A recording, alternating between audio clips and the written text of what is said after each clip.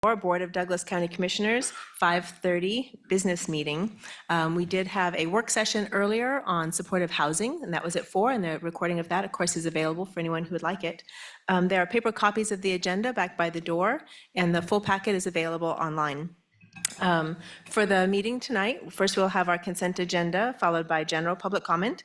We welcome general public comment for issues not on today's agenda, but otherwise related to county business. Given our limited time and the need to have an orderly and efficient meeting, we will apply certain rules regarding public comment.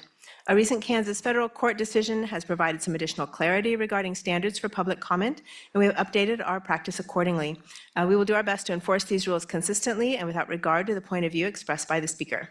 And these are that each speaker will be limited to a total of 3 minutes of speaking time. However, we always accept public comment of any length in writing. Individual speakers may not donate unused time to other speakers, and all comments must address topics within the jurisdiction of the County Commission. We'll also maintain the decorum of our meeting. Therefore, we prohibit public comments that are threatening, aggressively hostile, or belligerent, fighting words, slander, or speech that invades the privacy of individuals, unreasonably loud, disruptive, or repetitive, or that interrupt or substantially interfere with the board's ability to conduct county business. We reserve the right to mute or remove any speaker who violates these public comment rules. When that time comes, please give your full name and address your address for the meeting minutes and address your comments to the commission. Please know that comments received by the commission during our meetings do not necessarily represent the views of Douglas County government, but we value the input. We don't usually respond to general public comment right away, but if you'll leave your contact information with county staff, we will try and get specific questions answered. After general public comment, we move to our regular agenda. For each agenda item, action item, we will hear from staff or an applicant, followed by questions from the commission, and then open the item for public comment relevant to that item. Once public comment is closed, we'll bring the item back to the commission for further discussion and a vote. And lastly, a recording of this meeting will be available on the county's YouTube page and website. And I also failed to mention that we will start off today with several proclamations. We have 3, actually. And the first proclamation is for Mental Health Month, and I believe Commissioner Reed will first read the proclamation, and then we'll see if we have someone who would like to step up and speak about that. So, Commissioner Reed. Thank you, Commissioner Willie. Whereas the U.S. Surgeon General states that mental health is fundamental to health, personal well-being, family, and interpersonal relationships, and contributes to community and society. And whereas mental illness affects 1 in 4 Americans every year, regardless of age, gender, race, ethnicity, religion, or economic status. And whereas the U.S. Surgeon General has found that a range of treatments exists for most mental disorders, and the efficacy of mental health treatments are well documented. And whereas Douglas County, Kansas has made a commitment to community-based systems of mental health care for all residents. And whereas the guiding principles of community mental health care have always been comprehensiveness, cost efficiency, effective management, and high quality and consumer responsive services. And whereas Mental Health America, the National Council for Community Behavioral Health Care, and the Burt Nash Community Mental Health Center observe Mental Health Month every May to raise awareness and understanding of mental health and illness. Now, therefore, the Board of County Commissioners of Douglas County, Kansas do hereby proclaim the month of May 2024 as Mental Health Month in Douglas County and call upon all citizens, government agencies, public and private institutions, businesses, and schools to recommit our community to increasing awareness and understanding of mental illness and the need for appropriate and accessible services for all people with mental illness, adopted on this 8th day of May 2024. Thank you, Commissioner. Patrick, would you like to come and address us? Thank you, Patrick Schmitz, Burt Nash. Thank you, Chair Willie, Commissioners Kelly and Reed, and County Administrator Plinsky for the opportunity to be here and recognize Mental Health Awareness Month. Our theme this past year was the strength within. When someone walks through the doors at the Burt Nash Center, my hope is they felt a strength within. The concept of strength can have a deeply personal meaning, but at its core, it embodies a sense of self-awareness, acceptance, and as well as being part of an integral part of something greater. I am honored to be part of an organization, a community that has been tenacious in its efforts to respond to needs, restore lives, and build a healthy community for all Douglas County citizens, and to help them identify and develop their inner strength. We want to celebrate some extraordinary achievements of the center the past year, all because of our collective effort. In October, we became the first fully certified community behavioral health clinic in Kansas and the first 501c3 nationwide to achieve this certification without a dedicated grant or direct state or municipal funding. But in reality, this would not have been possible without all of our partners, including Douglas County. We are now days away from the one-year anniversary of the full opening of the Treatment and Recovery Center of Douglas County. Our partnership with Douglas County and other behavioral health partners has created a state-of-the-art crisis center in Kansas. As of last week, since beginning a phased opening in April of 2023, we have served more than 1,500 distinct individuals for 3,000 crisis episodes. And since opening the observation and stabilization units in May of 2023, we have had nearly 1,800 admissions. I assure you, lives have been saved because of your work and in your partnership with us. Our commitment to provide permanent supportive housing with supportive services has led us to acquire land at the corner of 6th Street in Rockledge, which will be home to 24 to 26 units, apartment units. And we know that 80% of people who are experiencing houselessness can stabilize more quickly with adequate support and opportunities. And finally, as to our commitment to children, teens, and their families, we are thrilled to announce in November our next endeavor, the Youth Recovery Center at 3500 Clinton Place. The Youth Recovery Center will be one of our top priorities, and it will be similar to the Treatment and Recovery Center, but for youth. And as you know, we can't keep youth in the back part of the TRC. So we need to create that kind of environment for them. So thank you, Douglas County, for standing with us today and into the future, empowering those in search of their inner strength, hope, and voice. Envision the transformative power that will emerge when we unite the strength within this community to drive meaningful change for our friends, neighbors, coworkers, and families. Together, we can make it happen. Thank you. Thank you. And Patrick has your proclamation. So, thanks for being here. We have two related proclamations that we'll read back to back, and then I believe we will have someone to come and speak after that. So I will take the first one, if that's all right. This is the proclamation for National Corrections Officers Week, May 5 through 11, 2024. Whereas the operation of correctional facilities represents a critical component of the criminal justice system of the United States, and the Douglas County Sheriff's Office operates the Douglas County Correctional Facility. Whereas corrections officers are responsible for the care, custody, and dignity of the individuals charged to their care and custody, and they work under demanding circumstances and face danger and violence in their daily work lives. Whereas right here in Douglas County, our corrections officers, as well as deputies and civilians assigned to work in the jail, have answered the call day in and day out, not only during the normal course of duties, but especially over the last 4 years during a deadly pandemic and in this ever-changing world we find ourselves in. Whereas May 5 through 11 is National Corrections Officers Week, and the staff who do this thankless job deserve our gratitude and appreciation. All across the country, corrections officers play an important role in protecting the right of the public to be safeguarded from criminal activity, as well as protecting those waiting for due process in criminal court who need to be housed safely and humanely. Now therefore be it resolved that the Board of County Commissioners of Douglas County, Kansas hereby proclaim the week of May 5 through 11, 2024 as National Correction Officers Week in Douglas County, Kansas, and we urge the citizens of Douglas County to join us in recognizing and honoring all staff who work in corrections, adopted this 8th day of May, 2024. And Commissioner Kelly. Thank you, Commissioner Willie. I'm going to read a proclamation for National Law Enforcement Week, May 12th through 18th. Whereas during this trying time in our country and our community where race, equity, justice, and humanity have been brought to the forefront of the public conversation, and there are those who work every day in what can be only described as a world that is desperately in need of change, we recognize all law enforcement officers who work all day long, every day, to preserve public safety. Whereas May 12th through 18th is National Law Enforcement Week, and the personnel who do this thankless job deserve our gratitude and appreciation. All across the country, they help those who need help, defend those who cannot defend themselves, and care for those who need. Whereas right here in Douglas County, our deputies have answered the call day in and day out, not only during the normal course of their duties, but especially over the last 4 years during a deadly pandemic and in this ever-changing world we find ourselves in. Whereas, nationally, we see examples of needed changes as well as systemic failures that affect the most vulnerable and underrepresented groups among us who deserve peace, safety, and security in their communities. Whereas law enforcement has changed and the Douglas County Sheriff's Office is at the forefront of these systemic and overdue changes, all while remaining laser focused on the unbelievably difficult and potentially dangerous job they have.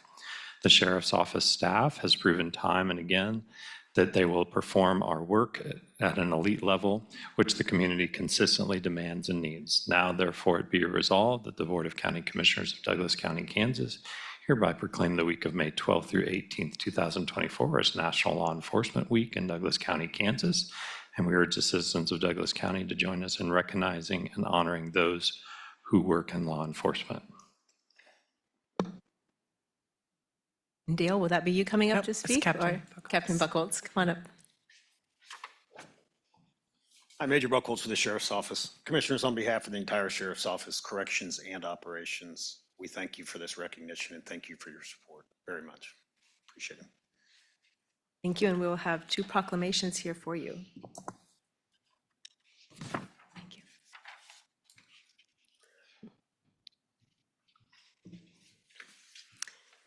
Thank you. That brings us to our consent agenda. We have several items on our consent agenda, 6. Is there any member of the commission who would care to pull an item for further discussion? Is there any member of the public who would like to pull an item from the consent agenda for discussion? And Sarah, do we have anyone online? Okay, with that, I would accept a motion or entertain a motion for consent agenda. Motion to approve the consent agenda items 1 through 6. Second? All in favor? Aye. Thank you, motion passes. And that brings us to general public comment. Sarah, do we have a sign-up list? Okay. Let's see if we have anyone in order yet. Okay, come on up. Thank you. This will probably be my least controversial speech ever. Anyway, I just want to thank all 3 of you for making the right decision on the wind regulations last week. I know that the meeting last week was, well, it was a little bit amped up. It was definitely a raucous crowd. But you have to remember, a lot of folks in that crowd were very concerned that they were going to have turbines, right across the fence from their house and going to have their livelihoods adversely affected by these industrial-sized turbines. But I feel that the regulations as passed are a good guideline for governing industrial wind in the county. Some people will try to give you a little pushback and say that the 2,500-foot setback amounts to a de facto ban, but it does not. If enough landowners want to get together and host turbines, then a project could still happen. On the other hand, the regulations will guarantee that nobody is going to have a turbine immediately across the fence. And this was the correct decision in the name of public safety, knowing how far these turbines have thrown ice and microplastics and other debris, and knowing that they can be loud and they do cause vibrations and they're very invasive to install and remove. And speaking of removal, I'm glad to see that the companies now have to have an escrow or a bond in order to construct. So once again, thank you very much for making the right decision, and your neighbors in rural Douglas County greatly appreciate it. And also, thanks for having general public comment at the beginning of the meeting. This is really good for those of us who want to come speak but might have other commitments later in the evening, and knowing that some meetings go until midnight. So thanks a lot. Thank you, Robert.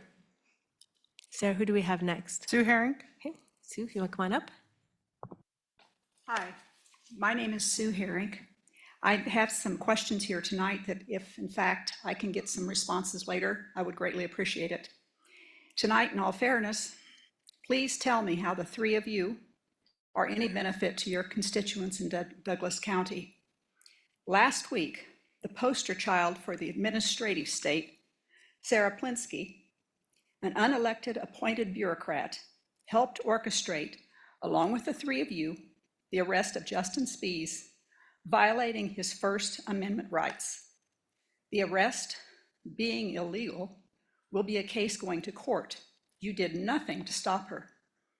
Yesterday, I paid property taxes on my home and rental properties. The exorbitant amounts paid are due to overvaluations of property here in Douglas County. My bottom line is being crushed because there's no way to recoup my losses.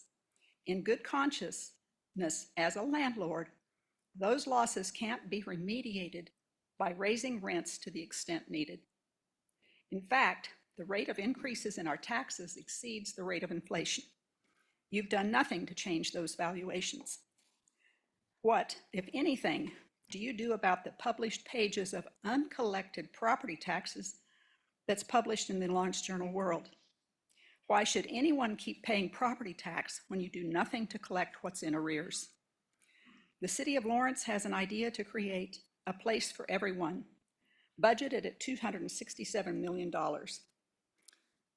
This, given a rough figure of 500 homeless, boils down to spending $534,000 per homeless person.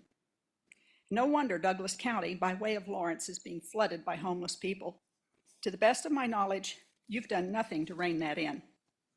No one I know of can wrap their head around so much money being spent on a pet project for so few people. It's a fairy tale. Someone using a dose of reality should stop spending so much on so few. Those of us who work and earn need more respect. Thank you. Thank you. Sarah, who do we have next? Okay, Dr. Spies.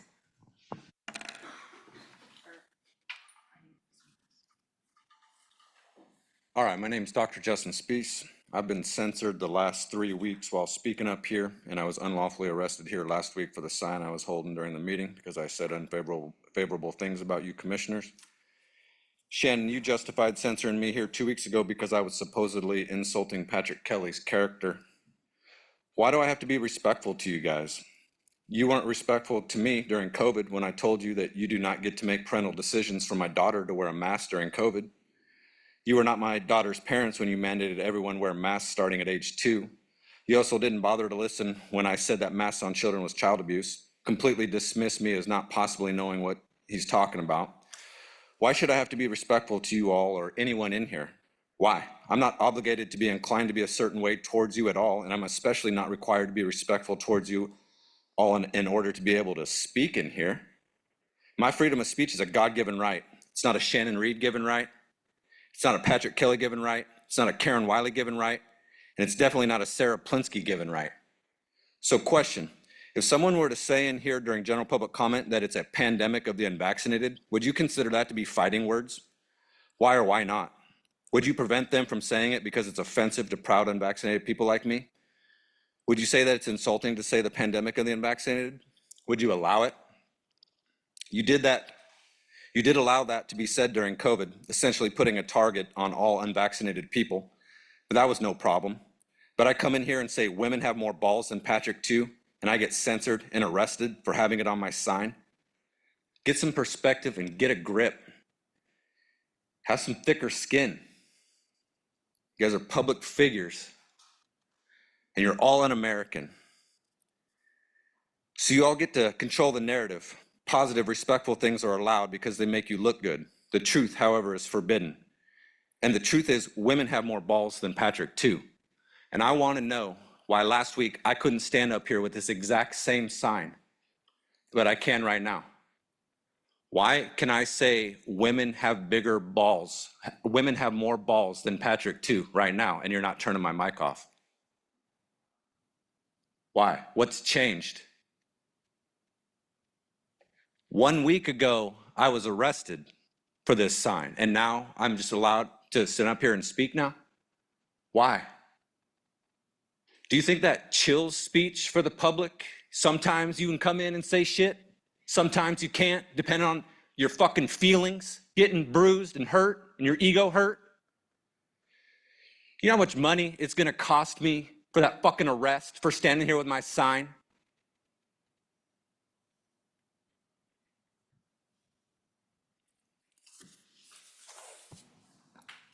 Do we have anyone else on the list? Who do we have next? Patrick Ross. Okay, come on up. Patrick here. I just want to start off by saying Commissioner Kelly is an amazing individual, and he taught me and many other of my friends the love of music, and I'm proud to see where he's at today. But I'm here on behalf of the Save the Wakarusa River Valley group, and I'm here to read some words, and I also call on elected officials to reinstate the BZA appeal that was indefinitely suspended. This poem's called Mayday Words. What is Lawrence to you? Your childhood, the place you raised a family, the place you went to school. Are we Lawrence? Are we our past? Are we the ash the phoenix rose from? Are we immortal? Are we the church bell? Are we the meadowlark? Are we the sunrise and sunsets? Unfortunately, we allow only 4 people to define who we are now. It's nice to think they act in the best interest of Lawrence, but their actions suggest otherwise. Demonstrative words and performative actions, this is the leadership we are offered. Our pleas answered, our wishes met every other Tuesday. We work while our city plans our future, growth, progress, infill, tax base, housing, shortage, vagrants. 2023, the city annexed land for the new Boston Crossing development project. The city limit expanded so a single person could make millions of dollars. City code, city and county agreements, H&H study hired by developer, public discussions, public evidence, outcry, destruction, floodplains, Clinton Lake, silt, watershed, 2,300 feet upstream, 2,500 feet down, Army Corps, half acre of wetland, 3 weeks for public comment, May 2nd BZA appeal meeting, lawyers, Wichita, Lawrence indefinitely suspends testimony from the former official who wrote the code. No standing, public commentary is not heard, ground is broken, no Indigenous representative was present. Methodist beliefs are to protect creation. Do Methodist universities agree? South Lawrence Traffic Way. Kansas Department of Transportation land for $1 to support wetland conservation is turned into $3 million. Haskell, Indigenous lands, the river and the otter, Agnes the frog. Searching for morels in the valley between a landfill and a coal-burning power plant, one finds the season has dictated a mild taste. The Kansas River passes. AG1 soils considered prime for green development. Metal and crops will grow. Solar farming. If solar panels cover rooftops, then buildings will be cooler. The sun will rise, the sun will set. The Wakarusa, Kanza. Thank you very much. Thank you. Do we have any other who'd like to do public comment? Come on up.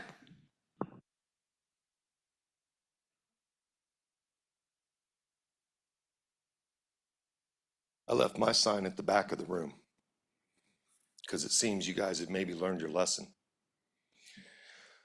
What he spoke about and what Sue spoke about, the arrest last week, it was orchestrated by Sarah. And we know it, we saw it, I've got video of it all. I've got video of her talking to the people and organizing everything. And then the interesting thing is I've got video of you guys saying to remove both of us. You guys saying that both of our signs had to leave. And you guys saying that it was about both of us, and then only one person gets arrested. I'm sorry, why didn't I get arrested? I mean, really, later on this evening, like Sue, if you can get back to me and let me know why I didn't get arrested. And I can tell you why things have changed today, is because they're trying to clean it up now. They're trying to make it look like it was never about the sign. When we know it was, we got video of it. But we're gonna ignore the sign now. Patrick, for 2 weeks in a row, you guys have made a huge issue about this sign. Shutting his mic off, muting his speech, muting the entire room even, so that he's not even heard on ancillary microphones. That's an insane overstep. There's a couple other Patricks in here that I can respect, or one that left. I actually met with Patrick Schmitz recently, this week, to talk to him about the TRC. From what I understand, that's your baby. That's something about your legacy or something somebody was telling me. He met with me, and we discussed the fact that the TRC staff tells homeless addicts that they don't do treatment when it says it on the fucking sign. That's an escalation that causes a crisis situation to explode. Him and I discussed that. And believe it or not, he was actually able to see and understand the inflammatory nature of those words. You would never even meet with me about it. I sat in his office for an hour. Well, 45, because he was busy that day. He didn't get assaulted. There was no violence. There never is. Only pussies.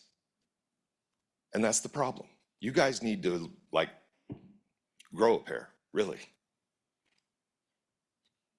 Do we have anyone else who'd like to give public comment? Do we have anyone online? Okay, that will close general public comment and come to our regular agenda.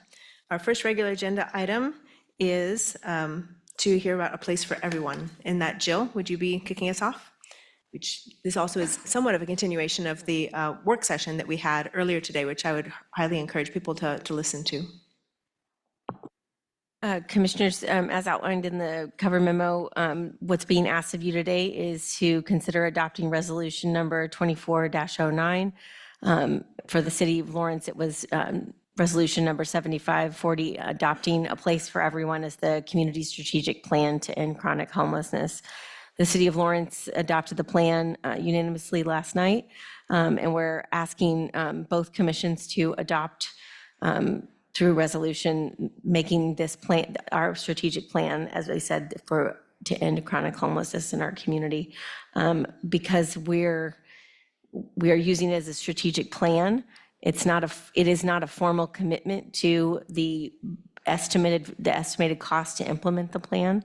It is a framework to make future decisions based on. Some of those decisions will be regarding funding, but that does not tie anyone's hands to the cost estimates that have been provided previously. So I want to make sure I make that clear. You've got all the background information on the plan. And as we discussed in the work session, the operationalizing of the plan is currently underway. But we thought it was important to make sure that we cap out the development of the plan by formally asking both commissions to adopt the plan so we can make sure that we're incorporated into our work moving forward. Thank you, commissioners. So we've had a fair discussion earlier today, and I'm kind of sorry that that isn't available for the folks that are here now. Just to recap a couple of those pieces. So, and you did make mention of this, but this is a decision-making framework for how we collaborate with the City of Lawrence to move forward on things. This is not a budget, but that individual pieces of this may come forward with budgets attached. That would be we are intentionally looking for braided funding so that it's not the county covering, large portions of this cost, but being a significant player in that, but not carrying it alone, any piece of this, either the city or the county for those local dollars. The CIP, because you mentioned with the supportive housing, which is kind of the county's large piece of this bigger thing, putting together a CIP for how we move forward in the next 5 years. What was the time frame for that? Our goals are to by 2027 for those population priority populations that we have mentioned in there, to have the units that we identified by 2027. Go ahead. I was just going to check with you, Commissioner Willie. Did you mean a timeline for having an actual CIP that's sort of fully Oh, fleshed I'm out sorry. and developed? Yes, we should have that draft CIP. My goal would be that we'd have that by the end of this year. Okay, thank you. Do you have questions at the moment? Okay. Yeah, I was just going to say, in addition to this being a guiding document and framework for the county and the city to make decisions, we do hope that it will serve a similar purpose for our partners that are key to accomplishing our goals in this work, how they want to make investments and how they want to, and our community, how they want to invest dollars. And we did talk a little bit about the need for like a community-facing dashboard of sorts to really showcase, this is what we've done so far. These are the pieces that are already funded and are now in the works. So we mentioned we had, 32 of the 50 units are in progress for 55 and older for that population, just some of those pieces. So to folks to know that we're not starting from zero. We've actually have a significant investment from the county, but also from state, federal, private funders, and others that are braiding that funding to make some of these pieces happen. Yeah, and I would hope that we would continue to use our shared website for a place for everyone. If you Google a place for everyone, Douglas County, that's where our community can look to see regular updates on making progress with our plan. It's like you stole the words right out of my mouth, Jill. Yeah, I was just going to make a plug for, we were talking about sort of dashboards specific to being able to sort of data track progress earlier, but we failed to mention that the county is hosting a landing page for a place for everyone where the plan itself is, along with some other interactive information there now. And I think that that will only grow in information. And I really encourage the public, in addition to the work session that we had about supportive housing today, we had a joint city-county meeting in January with a broad overview of this plan that Jill and other county and city staff went into. And I think that's worth looking at in addition to that website, because what I really love about this plan is that it's quite clear what the tangible goals are. And I think that makes it really digestible for the public also to look at that and consider where and how they might plug in their own resources, energy, and ability to help us, government agencies, local service providers, and private developers really lean into making progress. Yeah, and I would hope that this area of the plan will probably be updated here in the next few weeks, because we know that our partners with the Kansas Balance of State do have a fresh by name list for Douglas County that has been under development to be a public, there'll be a back end of it, but to be a public facing dashboard that tells us things like how many new inflows into homelessness, how many outflows into homelessness, how many folks that are being entered into our homelessness management information system in this community we're reporting that they came from another community. That's something that we got a lot of feedback on, but we do hope that this part of the page of the site is updated very soon. And a huge amount of gratitude to our partners at the Kansas Balance of State and Continuum of Care for doing that work. I know there are folks who would like to give public comment on this item, and we would go ahead and open that up. Who would like to start? Come on up. And if you can give your name and location. Yeah, you can do after. Chairman Willie and Commissioners Kelly and Reed. My name is Wanda Haney. And make sure, it's is the on. green light on the button? Yeah, it's Okay, on. it is on, yeah. Okay. My name is Wanda Haney, and I live at 207 North 5th here in Lawrence. On April 28th, over 500 members of our community gathered to urge elected officials to approve, fund, and implement the A Place for Everyone strategic plan. As a member of Justice Matters, we are here today to ask you to formally approve the plan this evening, to create the budget needed to fund the plan in July and support the on-time implementation of the plan to end chronic homelessness by 2028. Ending chronic homelessness is an obtainable goal. We appreciate the county and the city's effort to solve for our community a problem that is so prevalent across the country. Just thank you so much. Thank you. Who else would like to come and give public comment? Yeah, come on up.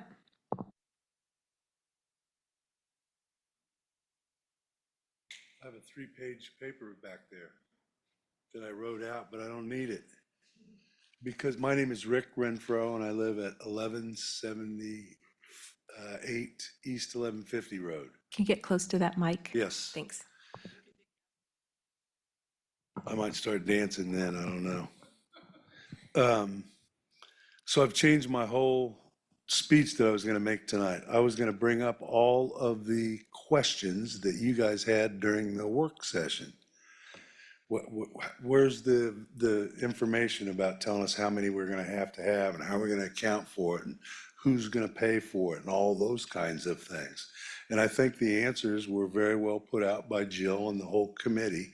They've done an outstanding job over the last 4 or 5 years, pulling in as many resources as they can, getting as many different people out of their silos to help out and to do all this, not just braided funding, but braided services and all that kind of stuff. So I think we're on the right track. But I think you guys have hit it right on the nose, is that we're not communicating this to the general public. It's an education process. It's a matter of making sure that he puts it in the paper, that people can go to this website here and say, this is a place to look this up. It's a matter of getting this information out, the point in time count. I mean, we've been waiting for that forever and we can't get it. And I know these things take time, but we got to start feeding the public some information. So earlier, somebody called out the churches and said they're not a part of this group. And you know who's another big part that's not a part of this group is the business community, because they've been turned off by the operations that we've had so far. And I'm just talking about the one end of the spectrum of the homeless situation, not the affordable housing. And I know it's all intertwined, but we kind of gummed up the works there for a while. We need to get out of that. We need to get everybody in town, the churches, the business community, the not-for-profits, and everyone to buy into this plan. And I think that's a problem too. It's all about verbiage, right? Homelessness, homeless, all that kind of stuff. I think we should think more about this as a blueprint, not a plan, because when everybody hears a plan, they think that's it. We're going to spend $260 million. We're not going to change things around. When you have a blueprint for something, you change it every once in a while. Oh, those windows are too expensive. I might need to go to a different kind of a window as we go along. So I think that would help people understand that we're not locking ourselves into anything right now, and we can change course when we need to, or we see that there's a change for it. Thank you very much. Thank you, Rick. Who else would like to stand up and give public comment? No, come on up, Judy. My name is Judy Pope, and I live in Pleasant Grove Estates. I just want to say that when we attended the meeting that you all have with the city, and Jill and many others presented what the plan is. They worked very hard. It was very impressive. It was very clear. I don't disagree with Rick that the public needs to know more. And I'd also like to say a lot of the churches are very, very much aware of what's going on and want to be a part of this. And we thank you in the first place for accepting Built for Zero, because many of the plans come from the original time when you agreed to Built for Zero some time ago. So I just want to thank you for considering it. I want to thank you for coming to the action assemblies that you have over the years. And I want to thank Jill for all of the work that she and all of the rest of them have done for this. Thank you. Thank you. Who else would like to give public comment? Anybody else in the room? Sarah, do we have anyone online? Okay, with that, we'll close public comment and bring it back to the commission. This is looking for a motion to consider approving, nope, I'm on the wrong part. Here we go. To consider passing the resolution.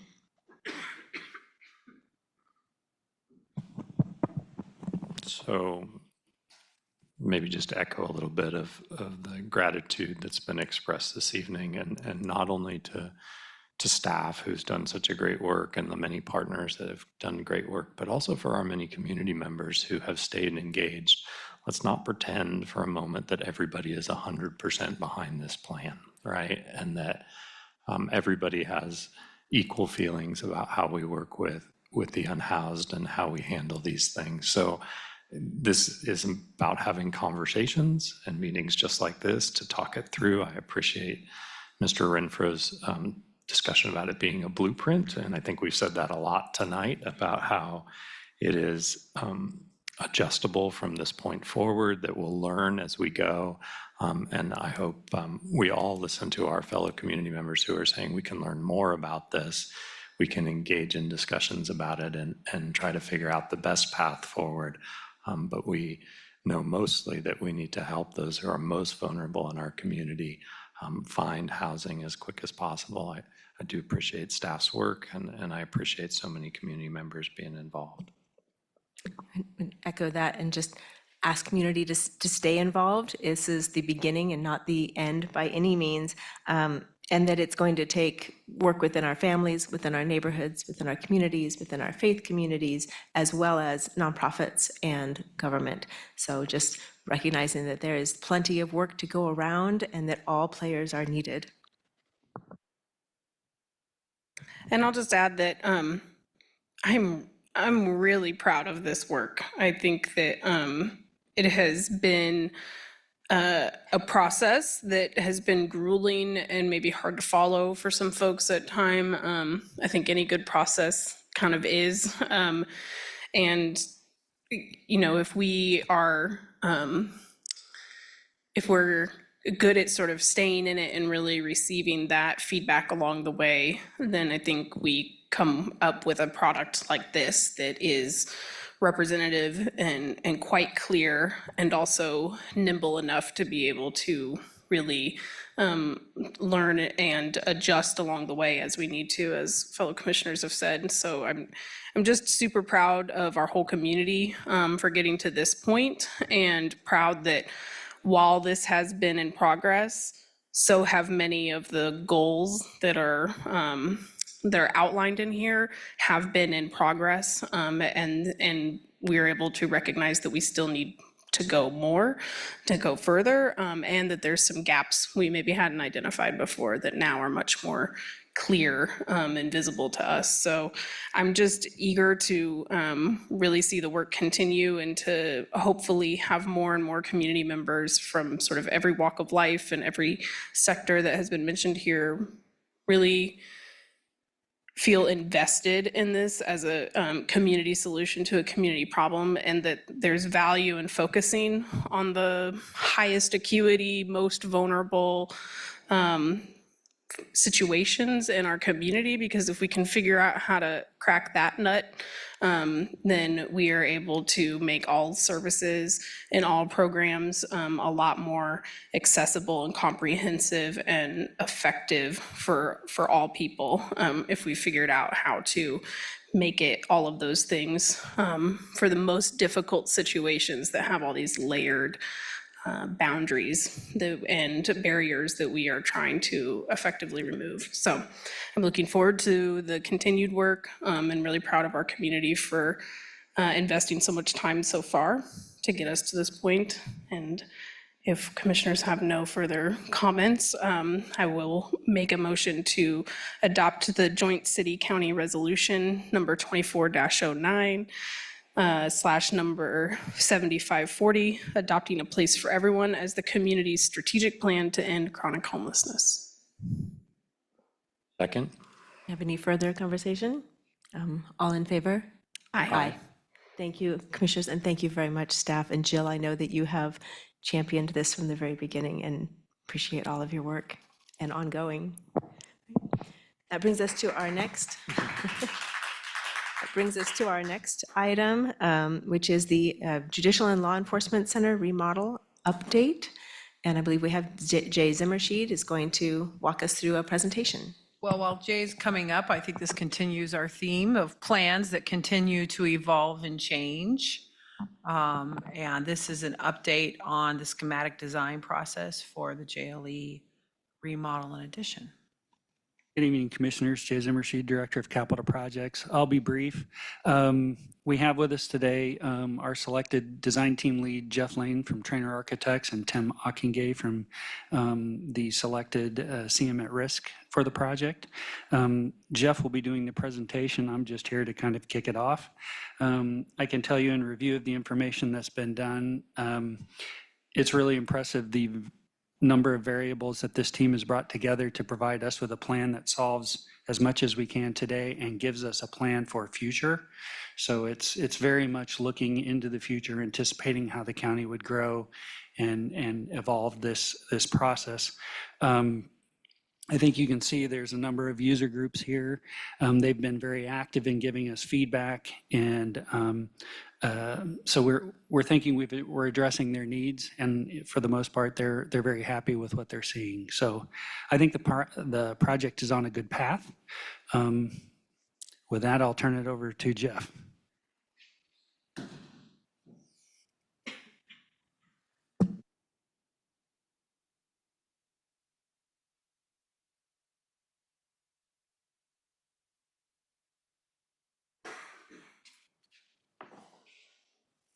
Do you think you could bring it over to this side?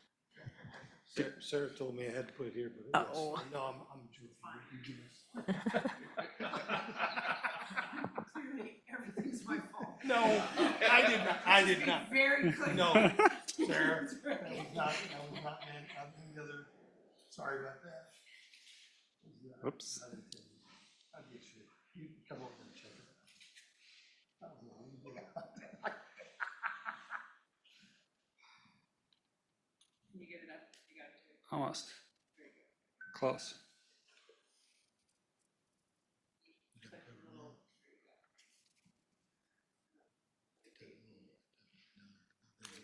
You good?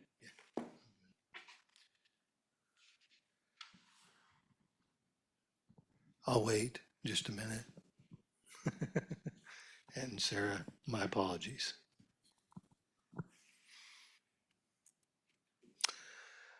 Well, good evening, and I'm glad to be back. We've hit a really, really critical milestone in this project, and I'm excited to be able to bring and discuss today where we are and where we're going, and the efforts that we've put together as a team collectively, as well as the users and stakeholders to get to where we are today. And before I start, I do have to share a couple of things. We have worked diligently as a team, but your departments and elected officials and many others have worked diligently and been very patient with us and to get to where we are today. And we probably don't have everything that we would all like to have at the end of the day in this project as a first start, but we have a great foundation that allows for the county to begin to move forward with a 20-year plan. So today I want to talk about schematic design, and we are at the end and at a place that makes a heck of a lot of sense. Does it mean that we can't change or we can't do things to continue to move other pieces and parts? No, that's not what it means. What it means is that we've got to a place that we believe fits within budget, designs an addition to a building, puts departments and spaces in that allows for the 5 to 10 year window in most spaces and allows for the 20-year plan to take shape. We'll talk a little bit about schedule because I know that's really important. We'll talk both about the design component of the rest of this schedule here and some milestone dates that we'll be hitting here over the next few months. We'll also talk about the construction costs and the overall project costs, and then I'll talk a little bit about next steps and then ask for any questions that you might have. We all remember this slide. I think I bring it about every time I come to just remind us of what that program is and what we started out with and where the master plan was going from both the 5-year window all the way to the 20-year window. We haven't veered from this plan and we haven't veered from this space as it relates to what you're going to see from the schematic design perspective. We still are working towards these goals that we set forth at the very beginning. So let's talk about the Judicial Law Enforcement Center design. So we have about an addition of about 57,000 square feet that will be very close to this. I'm going to show you another slide in a minute that actually places it on the site. We'll talk a little bit about what that means and what it doesn't mean. We still are incorporating secure parking, secure holding. We have separated circulation for both staff, public, and the in-custody movement. This also still sets up the plan that we've talked about for the overall 20 years. So we have not deviated from that. Here in schematic design, we've done the test fit. We've looked at everything we can, and you can see there the gray box that we have that shows the addition to the existing JLEC building. There to the east of the existing building is parking that is currently used by both judges, other elected officials, and the sheriff, and then also is used currently right now to bring transportation of in-custody folks into the current facility. That's going to change. Two things that happen here is this will become secure parking. We're going to screen this and actually have an access controlled gate at that same location for those individuals to come and go that are going to use that secure area. The other drive area that you see there just south of that parking will now be the new in-custody drive to the lower level of the new addition. So they will bring a van into that space. It will have a secure access and also a secure door down at the lower level that bring those folks in. From a site perspective, what we've done now, from a best practices, I would tell you we would like to get to a component that would allow us about a 50-foot or so setback from the building from a secure perspective. But knowing that parking was a topic of discussion throughout our design and through the master plan, we've actually brought that to a 30-foot setback here. We'll use retaining walls, seat walls, and some bollards to do that around the area. So the darker line you kind of see that outline the green space with a sidewalk, that will be a secure barrier. So the idea there behind that is I can't set my car or a van or anything else at the tail end of, oh, you're helping me there. Thank you, Jay. Sorry.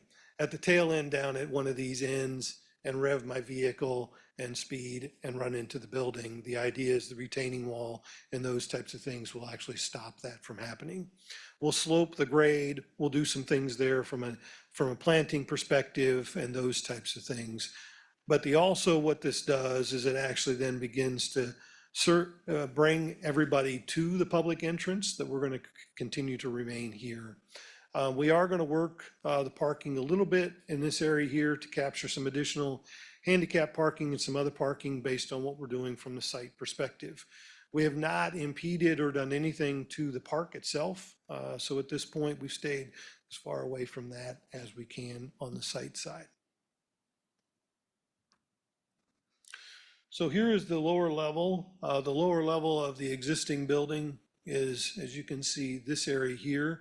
I'm not going to go into great detail. We can if you so choose, but I think I'm going to keep it at a higher level.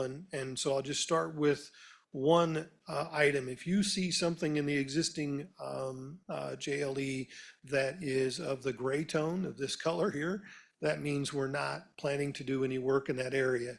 That doesn't mean that area is doesn't have the ability to grow from the standpoint of what the master plan may show, or it may have some new space in it from the standpoint of other departments moving in that space or being in that space, but we don't plan at this point to do anything. We're going to use what's there. Anything that is colored in a nice color of some kind is new space that we're going to use. Some of it we are trying to and will continue to work towards reusing what we can from a partition perspective or walls that may be in that space. But at this point, we've really honed in as best we can, but we still need to do a little bit more verification here through DD. So we have the district attorney in this lower level on the north side. A couple of things to just note as it relates to that. Part of the conversation that we've had with this group, and I want to say something else so that I may say this throughout, but I want to clarify it first. We have had the opportunity and met with each of the departments. So each of them have seen this and inputted and provided good feedback to get to where we are today. So part of this element here in design development that we're going to work towards is capturing some additional natural daylighting into this space. So as you can see, we have a lot of natural daylighting off here on the north side. We actually want to be able to come back around and capture some natural daylighting here on the north and east side of that space to get that natural daylighting in for staff. But this does allow for a staff entry space for the DA as needed to be able to come into this space. It brings everybody to one level. It also allows for public to come to this area into a secure public space, have conference rooms, attorney and witness spaces that are off of that public area, but not within the staff. So now the staff is totally in its own space, in a secure area, from a lack of a better term, and has the accessibility and access control to get into that space.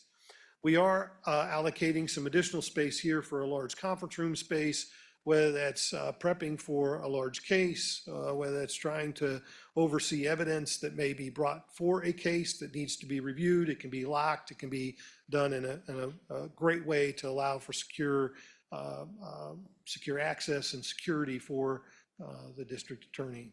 Here in the addition portion, so anything in this red and kind of pink area is all secure. So we have holding. As I said, this is the door where the in custody will come into and park, and then be able to actually bring those in custody into the holding area. So we do have a secure elevator here that will serve, a secure elevator here that will serve the tower, or the new addition, and then a secure elevator here that will serve the existing building. We do have a separate mechanical space for the addition at this location. We are going to tie into the existing system, but we know we've got to add additional equipment, and it just makes a lot more sense to do that here. So those, the elevator that's in the existing building, is that a location that's already has an elevator? Did you just say that, or is that a new build? Nope, it's a new elevator. So because there aren't any kind of in custody elevators in your current existing building, we are going to put in a new one, and that will be at that location. We have worked through that with our structural engineer and identified and located it so that we're trying to minimize the most that we can there from a structural perspective. But we think it'll be a fit and work and do what we need to do. Here on the first floor, so again, we're keeping the existing front door space, but we've rearranged how this actually works and functions. So as you come into this space, you'll queue into here, no matter who you are, whether you're staff from that perspective or public. We have two locations, 2 magnetometers and 2 scanners, and secure staff that would be here. So everybody has to come through this space and be checked and bagged, searched, and what have you, to be able to come into this space.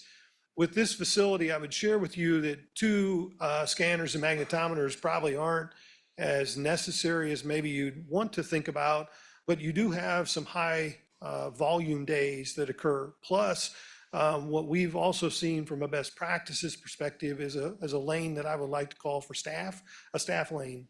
So the ability to be able to think about that for the future, whether that's a badge component that they have or something along those lines that they're able to show so they can go on through the scanner, why public is coming through, and or if there's a longer line. So it allows for those types of things to occur.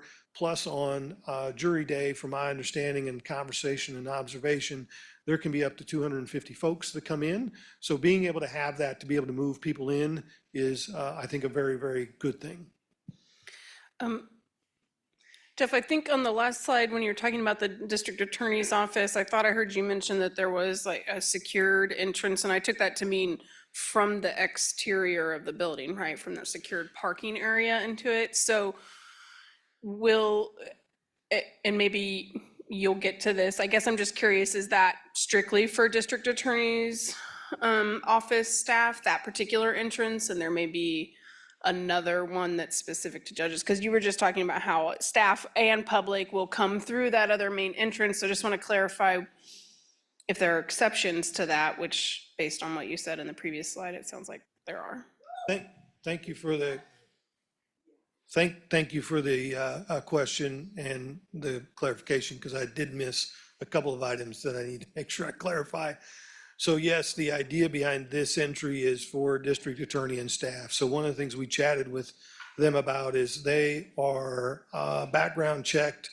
Certain staff are, and they come and go at different times of the day, those types of things. And to be able to have that capability, again, that can be a conversation that is outside my realm, but I have, to me, that makes some sense to be able to do that in that location. From a judge's perspective, we have a door and access at this location that has a stair as well as a judge's elevator.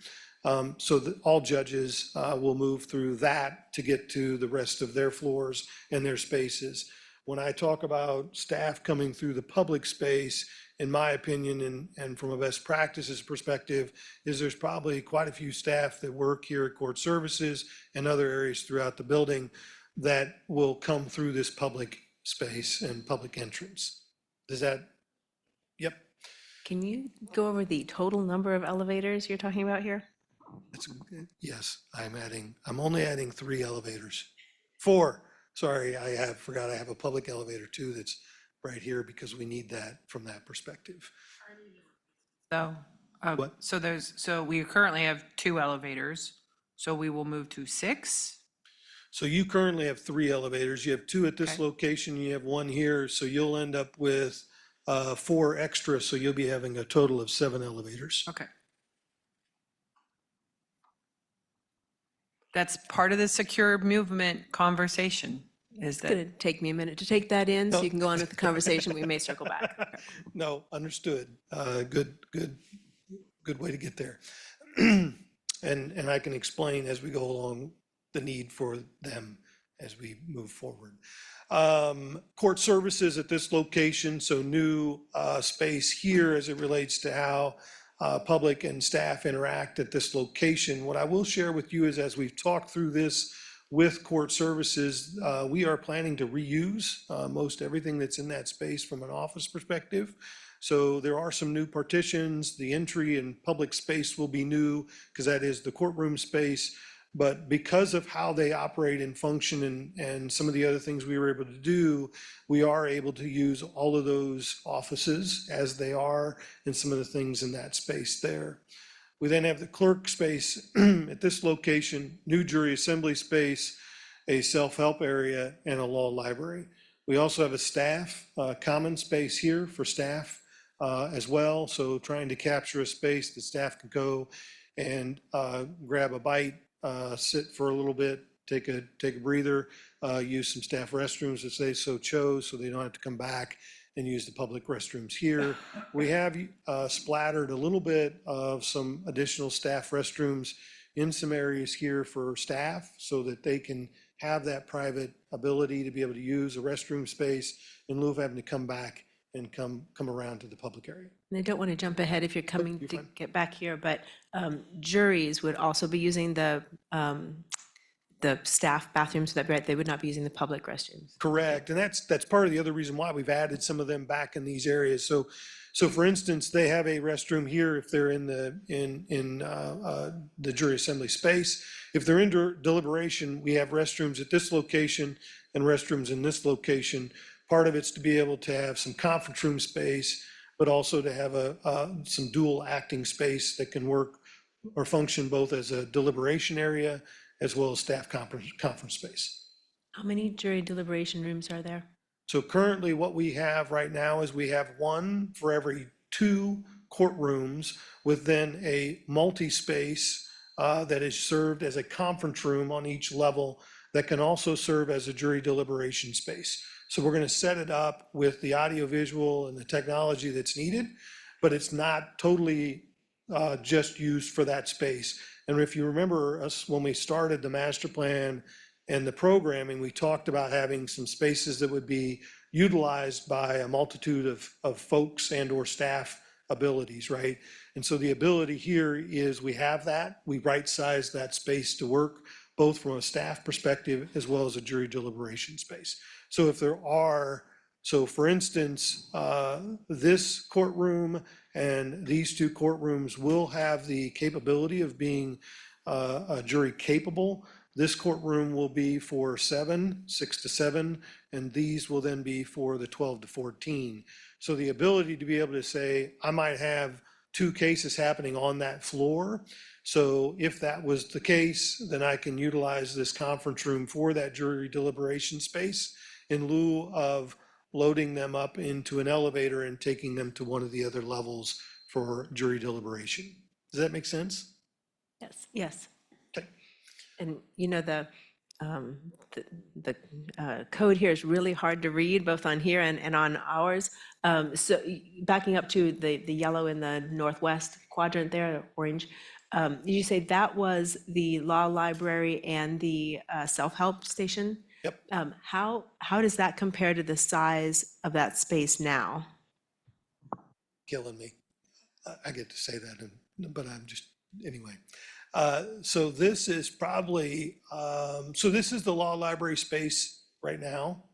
So this wall right here is a divider component from the law library space, and then this is the self-help space.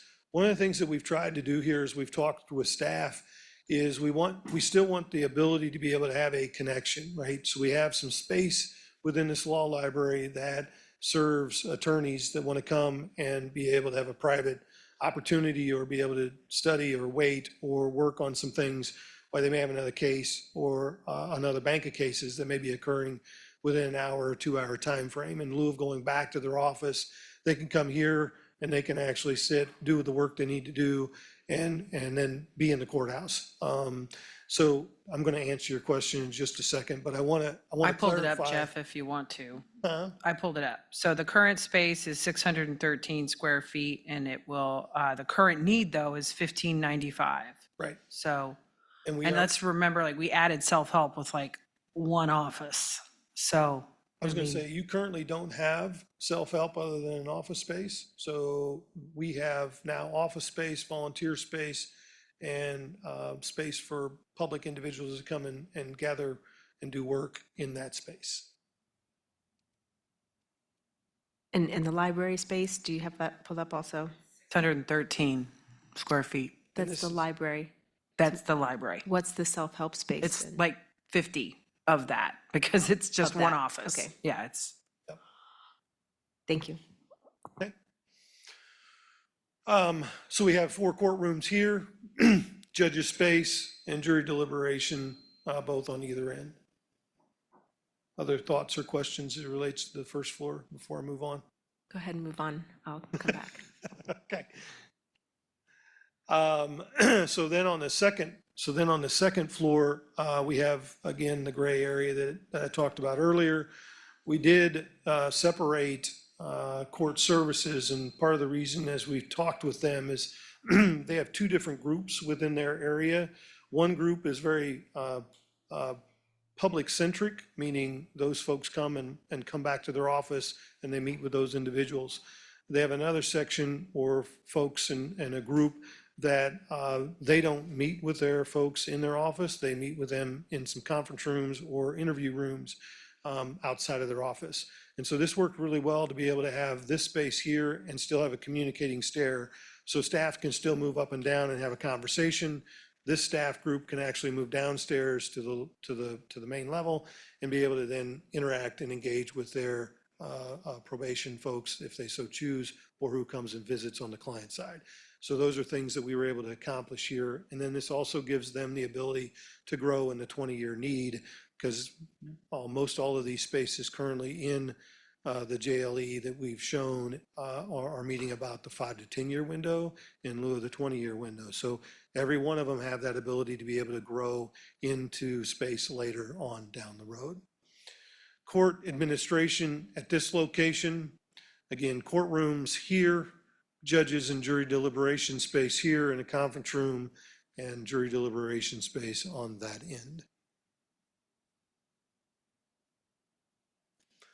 And then lastly, the third level, courtroom space, jury deliberation, and judges space. We also were able to allocate some space here for a visiting judge. So those are things that we were able to capture on this upper level as well. So I want to circle back to the elevator conversation for just a second. and share a little bit of a reason why we have 3 elevators in this space here. So one is we have staff that are going to a 3rd level, right? So they have to get up and down all the way through, and so having that elevator makes some sense. We have public as well that need to serve and come to this 3rd level. And then we also have the in-custody component that we've already talked about. So that's the reason for the 3 in this area of the building is we need to be able to provide that access from an accessibility standpoint to that level. And then if you go back to our conversation at the very beginning of this project and wanting to make sure that we handle the separate circulation, being able to capture an elevator in the existing building for the in-custody movement, that's why we have 4.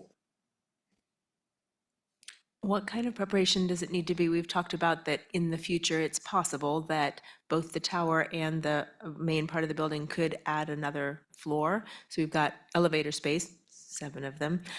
What needs to be done on the front end to be able to access an additional floor with those, does that get planned for now, or is that something that gets planned for only in the occurrence of adding another floor? So good question. So I will tell you all of the elevator, the new, sorry, let me back up. The new elevator that we're going to add at this location for in custody will be able to go to another level if so chose.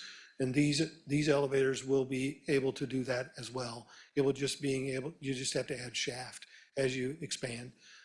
What I would share with you is your existing elevators would need to be removed. I believe, based on what I know, you can expand the shaft, but you would just then have to come back and add elevator cabs to get you to that level. So I think you're okay from the standpoint of there's not a whole lot of prep we've got to do today. It's just when you go to do that, recognize you're going to have to add shafts and some elevator cabs. So I have a question about courtrooms. Sounds great. Okay, so it looks like we have 6 jury-capable courtrooms and 2 hearing rooms. Would that be how you would characterize that? That's a true statement. Yes, that's good. Yes. And there's only one of those jury-capable courtrooms that is larger than the others on the 1st floor. You are correct. So when we compare either the size of courtrooms now to the size of courtrooms that were anticipated, are we capturing the space that's needed, or are there compromises there? What was the anticipated space for courtrooms within each courtroom? It's a great question. So what I would share with you, and yes, so let me answer your question. I'm going to tell you how we got to where we are from a perspective of square footage. So what I would share with you is we had identified these 2 courtrooms at about 1,200 square feet, okay? Currently, the smaller courtroom is at 1,200 square feet. We made this one 1,400 square feet so that we could capture some jury capabilities, okay? From a 6 to 7 type of a jury panel that would be in that space. Of those 2, the south one would allow for that and the north one would not? Correct, correct. And then this courtroom here, the jury capable courtroom here, is at about 1,800 square feet, which is what we had programmed at the original program. And actually, every courtroom in this addition is at 1,800 square feet, other than this courtroom here. And this courtroom is about 2,200 square feet. And the reason for that is, as we talk through a lot of different, not scenarios, a lot of different ways to look at court, how things have happened, how things have begun to change maybe here in the county, some of the high profile cases that have occurred here within the county, being able to have a space like this that would allow for a little bit more public separation, as well as allow for public to actually sit in that space in a high profile type of case, made a heck of a whole lot of sense as we walk through what was needed. What I will tell you is when we started this project in the master plan, we were about 60,000 square feet for this addition. And we are at just under 57,000 square feet for this addition. So we've done some things as a compromise to get to that space so that, and I think when I came the last time I said, we give us a little bit of time, let's do our magic and tighten it up a little bit. And we've done that. We've done that to compromise some other things to be able to capture the ability to be able to get some courtrooms that allow for some future needs. The other piece to this is right now you don't have the ability to do a large trial with media in a fashion that needs to probably be a little different than what you probably have seen. So you may have a trial someday down the road. And again, I don't try to design or plan for what I would say Easter Sunday, but I think what needs to happen is making sure that you kind of think about how you want to do media down the road. And so one of the things we've talked about is actually having a media room. So that media room ties to a camera that sits in this space. And so that way, if you have a high profile case, you're able to do that case. A media individual or channel comes and is actually able to bring their service into a media room. They don't actually then bring a camera or anything into this courtroom. They tap into what's there, they take the live feed off of that, and they go to their truck with that feed. They are then able to share that feed with every truck that sits out there, every news station that wants to use that feed. So that way, you limit the amount of how many media folks are coming in and out of your building. And it's limiting may not be the right term, but it starts to allow for some access and controllability. And it's not that we don't want them in and or being a part of the process. It's being able to think about how that process works a tad bit differently and giving everybody still the same amount of access that you have today. So those are some things that we're doing a little differently, and one reason why that room's a little bigger. I guess I'd add too, in addition to what Jeff has said, large jury assemblies. We've had situations where they're using the county commission chambers in a building that is not secure for large jury assembly. So I think having and extra large dockets, some of the large traffic dockets and things like that, having early on, we identified a need for a larger space that could be used as a flexible space depending on the need for certain issues. Where is the media room that you talked about? Great question. And we are looking at that space, so I don't have that space identified yet. And part of it is because I wanted to get it captured down here and we had to relocate. So through design development, we're going to find the right space. And I want to talk with the sheriff and I want to talk with the judges to make sure we find a space that makes some sense so that it's not secluded, but it also has a space where it can be secured and staff can observe it. So it's just, we got to find the right place for it. Talk about the spaces at the front of each courtroom, or whether that's the back of the courtroom. Are those places where someone meets with an attorney? And I think each of them has one, right? Yes. So this space here and this space here, and you see that again, as we kind of go down into these spaces, each one of those has an attorney-client type of a space. Those can be 4 and 2 types of individuals that can be there. We have, as you can see here, let me double check, make sure I didn't totally mess this up. We have placed those doors off the public space. Sometimes, many times in our world, we'll place those off the vestibule so they can be used by the courtroom. I think because of what we're trying to do here, it made a whole lot more sense to actually have them off the public area. And the reason is so those can be open all times during the day if they so chose, so that if I have a case that's in this courtroom here and I have another attorney that needs to use a space, they can use one of these spaces. Or if I'm using this large courtroom and I need to separate 4 or 5 different groups, I can go to one of those other spaces if that courtroom is not being used. And I don't have to use the vestibule. So that way I could still use the courtroom for, say, high traffic type of a docket where there's not a lot of public interaction, and I can still have those rooms being used. So we're trying to create flexibility within the space. And then the other piece that we've captured here in the secure area is attorney and client discussion locations, so that if I have someone that needs to go into this area that's going to go be booked, There can be a conversations happen here with their attorney before they go back to jail or what have you. And those will be secure. So there'll be secure glass and everything else. So that's the only opportunity to both visually and talk to an individual. And we would anticipate that that's not a spouse or anybody other than an attorney that's having that conversation.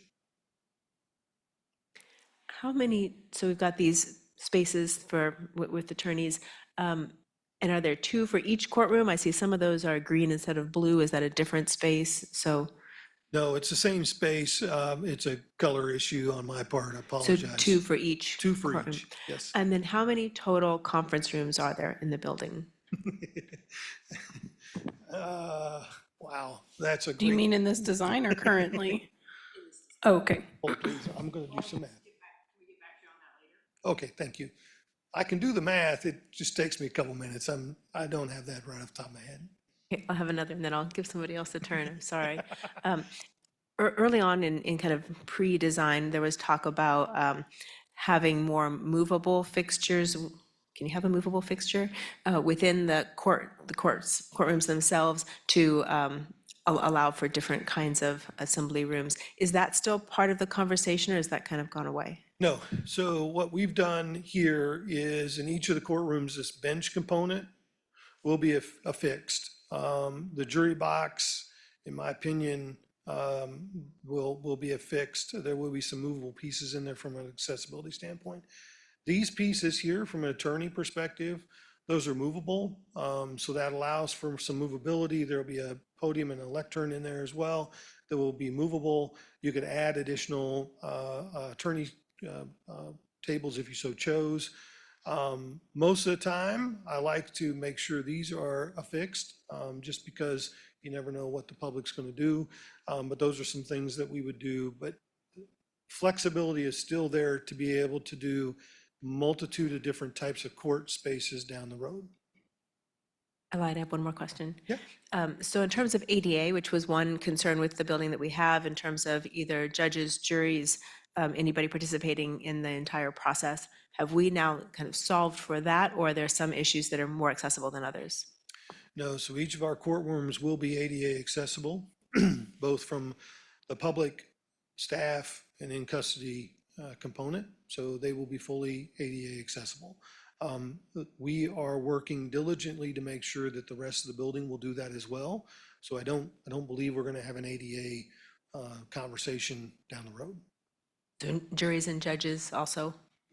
So how we've handled that is currently there is, so what we're doing in the addition portion is we have a lift and we have stairs. So there's a lift that would allow for an accessible judge to get onto this flat platform and move directly into the court. And then from a jury perspective, these chairs on either end are actually removable. And so a wheelchair can move into that space or any other type of accessibility and be able to move directly out of the court and into the deliberation space. And then on the upper level, not upper level, but on the upper courtrooms, we have a ramp that brings the judges and staff into that space. This one, because we just made some modifications to the jury piece, we're going to work through, but the jury will come in this area right here, and we need to finalize that through design development. Commissioners, do you have any questions before we let Jeff move on? I have a question about, well, I'm not surprised that I expected additional more elevators. I figured we needed to replace the ones we have and that there'd be some more for that secure circulation. I think the part that I'm confused about is the circulation between the existing building, the movement between the existing building into the addition. So a public elevator in each section of the building was not something I was anticipating, because I assumed that the public circulation would, you'd go up through the center of the existing building, probably in a similar location as the current elevator, but with a new one, and that you would be able to walk over to. So help me understand that. Maybe that's true and there's still an additional elevator, or I'm confused. Nope, that's great. So from levels And I mean just for the public circulation. Yep, nope, I'm gonna walk you through this and I'm gonna try to get you there. So we have a public elevator that sits here on the lower level, right? And I can access that in the existing building. There's two of them. So I access that. That gets me to the lower level. Whoops, wrong button. First floor. So again, it's right there. Oh, dang it. And then on the second level, it's right here, where the issue becomes an issue, right? Like 2 levels, 3 levels. I'm on with you level now. 3, and I don't have that elevator capability. We could, and capture the ability to get a walk, but to us, I think it's gonna be a lot more economical to capture a public elevator at this location. Okay, thank you. No, you're good, because It was obvious as soon as you started talking about it. I was like, I know where I missed it. That's all good. Thank you for walking Anything back. else, or you would like me to move on? Okay. So a couple things that I'll share here on this portion. So we've begun the exterior design of this, of both the addition spaces that we've got. So you can see how this starting to come together. So part of what we've done here from a design perspective is look both at materiality. We've looked at the existing building. We've thought about how this building from a preservation and historic perspective starts to make some sense, and how the addition begins to actually flow and connect with it. We don't want the addition to be exactly the same as the new building, or sorry, as the existing building, but we want it to take cues from it. So if you see a light color like this, we are thinking that that is the same, very similar in precast that your current existing building is. If you see something in, I keep hitting that computer thing, if you see a color like this, we're thinking that's a glass element that'll be transparent and translucent all the way through. This darker band area, if you go back out and look at your building, has a dark bronze kind of band that wraps around it, as well as a dark bronze on the window. So to be able to capture some of those types of things. I don't want to get a lot of color in this building because I don't want it to be the multicolored coat kind of scenario, and I want it to fit in with what's here on this space. So those are the things that we've got going on. So this is the west elevation. This is the public circulation that we saw in the plan. So again, that transparency, the courtroom doors, those types of things that you'll be able to see. Then on the south elevation side, well, we again are facing the courtroom space, and we have we want to get views out. So this area here is the staff corridor space that you saw. This area here is the public circulation space. So when you come down that hallway on both sides, you have that view out both to the park as well as beyond that parking lot space, okay? Capturing natural daylighting into the space. And then on the corner, the jury deliberation space, again, giving them the natural daylighting and not secluding them, but giving them the ability to feel that they've got the freedom to be able to make their decision. So how does the glass work with the safety? Yes, very good question. Right now, from a safety perspective, when we've talked through this with just at a high level, we don't anticipate anything that's secure, bullet resistant, or anything along those lines. So right now, we're looking at, especially on this public area and spaces here, we're looking at standard glass that you may see in this building right here that you look at. So there's not a need. Anybody has a big need right now to be able to make that security ballistic resistant glass. And part of that's because of how and where we've provided that glass in the spaces that we've got. So we haven't identified that, and that's part of maybe a conversation we have here in design development, because when I get around to the other side, you'll see where staff offices are. But right now, nobody's raised their hand and said, I need security glass. I guess I'm not just thinking about the glass itself offering security, but like if you can see people coming and going in those public spaces or in their staff spaces from the parking lot or from the outside, is there a security issue there? Just being able to access people and when they're at work? I think I would share with you, yes, you may be able to see and track where people are going, but what I would share with you is because of how the building is designed. So let me go back to even this level here. So if you think about it from a perspective of glass being at this location and glass being at this location, even if I see staff or jurors moving through this corridor space, I don't know if they're going to come out of this elevator here from the staff perspective, if they're going to come down and come out of a public elevator or the other secure elevator here. So I don't know where they're going to go at the end of the day. So I may see an individual or see a body, but because of how this is designed, I'm not sure you're going to be able to follow and know where they're going to come out at. Because in this tower, nobody's actually coming directly out of the building at that location. And I think, and they're going to be quite a ways away. So remember, this is pretty high up, parking's pretty far back. So I don't know, maybe their vision's better than mine in terms of being able to make out who's who. But I think our security concerns were more with folks that, with inmate and or clients, and trying to make sure that, I think we were less worried about the glass, particularly now that ECC and EM are moved out of the building. The other glass space you talked about, office space, and I think it was for the DA in the lower level. And I know on the south side, you'd have a like retaining wall to keep someone from driving, into the building or such. Is there something similar on the north side that would protect? So, and that's part of the conversation we'll have with the DA. So this window, though, is if you go down in that space, is not at, it's a high window similar to this, maybe a tad bit lower than that. So I can stand up, I'll be able to probably see out, but I'm not going to be able to capture who and what is there. So we can have that conversation to determine if we need to do something a little different in that space from a standpoint of, do we need to tint that glass a little bit more? Do we need to do something that has a frosted component? Or do we need to think about it from a ballistic resistant perspective? But all those offices do sit lower than that, than the window itself. So I'm not right at that window.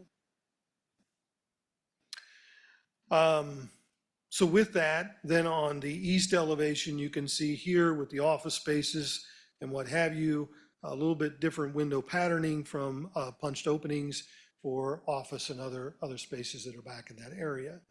And then on the north side, we want to be able to capture natural daylighting back into the shaft. So that if you go back to the plan a minute here, so part of what we've done is we've separated the building, the addition from the existing building. And so we kind of have this shaft that's going down through that space to capture natural daylighting into office spaces and public areas from both sides. So being able to, on the north side, have some glass to do that, that's part of what we want to be able to look at that location. Make some sense? Jeff? Yes. So that the design that we have there on the north and the east with those windows is pretty architecturally unique. Did you look at that at all? I mean, I understand what you're saying, wanting to make it look different, but just talk to me a little bit more about that. Very good question. So I think part of what we tried to do here, and one of the things when we chatted with the historic folks, was really the idea behind the addition is the horizontal banding that occurs with the existing building. And for us, when we started to think about the east side and even on the north side, we probably have a little bit more work to do on the north side because we focused on the three main sides to date, is bringing it down to a little bit more human scale, right? In lieu of strip windows that come across and what have you. So we'll be able to capture that horizontality with some mullions that you'll see coming back in design development, some of those types of things in the windows. So that's the reasoning behind that, is really to bring that scale down so that it's not a vast look of windows, or sorry, of glass, but more of a human scale window. It starts to actually come across a little bit more to what you see on the homes. Although there'll be bigger pieces of glass, it starts to think about the home itself and the single windows that happen there. Where do the solar panels go? Great question. Great question. Let's go back to this here. So we are having a conversation currently with our group. I know Sarah and Jay both have brought it to our attention that we want to have a conversation about both geothermal and solar panels and photovoltaics. So we are looking at how do we add and or can incorporate photovoltaics on this roof here, and then how we can add and incorporate photovoltaics onto the addition. So we will work towards that and be able to come back at design development and talk about what that is. What I will tell you is we will plan for and incorporate the infrastructure to be able to capture that. So even if we're not able to, from a cost perspective, incorporate photovoltaics, we will at least provide you the infrastructure. So if you want to come back later to add a portion or add them all, you can do that at that time. Yeah, I'm not sure we're going to be able to get it in this price tag.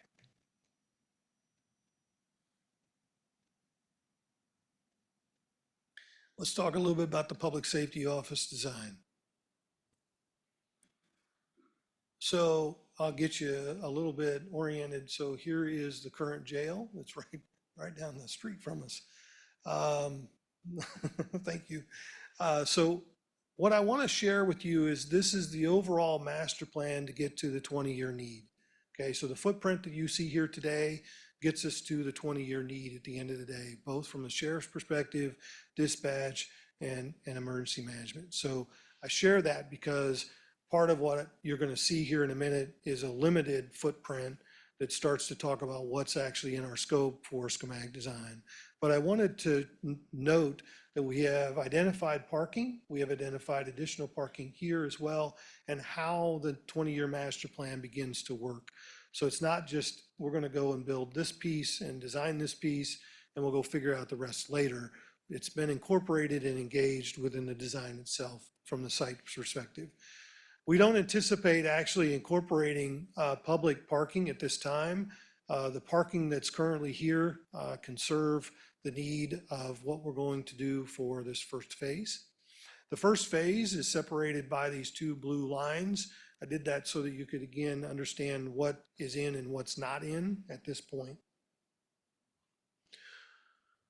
So this is a lower level. It will come out of the ground probably approximately 4 or 5 feet to be able to capture some natural daylighting on the back side as well as on this front side here to get natural daylighting into the office spaces and into the other areas. We are designing this space for ICC 500, so it will be a shelter in place type of a scenario. So although I tell you there are windows, there are shutters that go on those windows if an event occurs. So recognize we wanted to capture the natural daylighting, but we also recognize that we want to do the things that maybe you don't do currently today in your facility. So we do have dispatch here and its office spaces here. We have emergency management and its large EOC space, as well as multitude of conference room spaces to be able to serve the needs that they have. So as we work through this process with them, one of the things that we recognized is not everybody, and you probably all know this because some of you had the opportunity to sit maybe in one of those rooms and or one of those events, but not everybody comes and sits in this space. The people that are actually doing all the work, similar to my architecture, sometimes I do the work, but most of the time everybody else does. Those folks are here working together and collaborating together, right? And then there's the ability to think about other individuals that need to be present and part of the conversation, but also need to be separated out while other people are doing work. So we've provided those conference room spaces in this area here. Those conference room spaces can be shared by all staff, whether that's dispatch or emergency management. So we've looked at that and understood that and talked through that. We also have a staff entry space and break space that happens here that allows for staff to be able to use that space. Because they are a 24/7, we want to be able to capture the ability to have space for them to come to and eat. And sometimes it's only for 5 minutes, sometimes they get a little bit longer, right? Sometimes it's warming that food up and being able to go back and get to work as quickly as they can. So part of it is being able to capture that space. But one of the things that when we do buildings like this, whether it's for these folks or sheriffs, it's being able to have a space that's going to have a lot of natural daylighting, a 2-story space that begins to allow people to move outside of where their environment is, to decompress a tad bit and go, hey, wait a minute, let me take a break. So we've captured that there from that perspective. Then on the upper level, so through design, currently what you're going to hear in a minute is about budget. But what I wanted to share and show is what we've got shown here currently is what's in our budget today. So it's a shelled space with no office, no fit out, no finished space. We do have a couple little things that we're working through with J.E. Dunn to get this to be a little bit more economical. So we'll be working through that here through design development. We will develop this through design development. So this is patrol, investigations, and evidence for the sheriff's office. And we will continue to develop that as a fit out space for that space. So the square footage is there, the space is there, the life safety is there for that. We will fit that out and finish that out through design development as we move forward. Jeff, the current ECC has a media room. Is that also, or is that Yes. also here? Yes, we do have a media room as well, yes. So from the standpoint of what we tried to accomplish from an exterior perspective, as I talked about the way that staff come into this building, because there's not a lot of public come to this building, we wanted to be able to capture a natural daylighting element that brings a lot of light into that. It's a two-story space, so we have a stair that's going to communicate between those two floors. So that staff space that I showed you can and would be shared by the sheriff and his staff that would come to this building, whether it's today, whether it's the 20-year need or whether it's 10-year need. So that space is right-sized to be able to capture those types of areas. But again, you can see the natural daylighting matching a lot of the materiality that we have from that perspective of the jail. So fitting within that area. So on this, as you can see here on the let's see, it'll be the west side, the natural daylight need to be able to come back into that space from the dispatch area and emergency management. So let's talk a little bit about schedule and budget. I'm going to start this conversation and then I'm going to get off the hot seat for a minute and put Tim on it. How about that? I want to talk a little bit about schedule. So we have completed schematic design and begun to move into design development for us. And what that really means is bringing both the design together and fine tuning it, verifying everything, but also then bringing systems in, making sure our structure works, making sure our mechanical, electrical, plumbing works, and all those things are starting to come together. Where's ductwork go? All those great things. As of May 20, on May 20th, we will submit both sites for an SUP to the city. Okay, that's required. That begins the process to be able to actually think about permitting here at the end of the year for the project itself.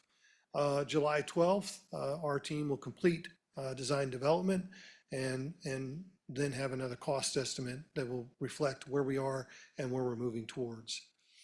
July 24th is another big day. July 24th will be a city planning review meeting. So that will be the first time that it will be brought to the public from a planning perspective. Although it's not going to the city commission yet, this is the planning review meeting, so they will have that.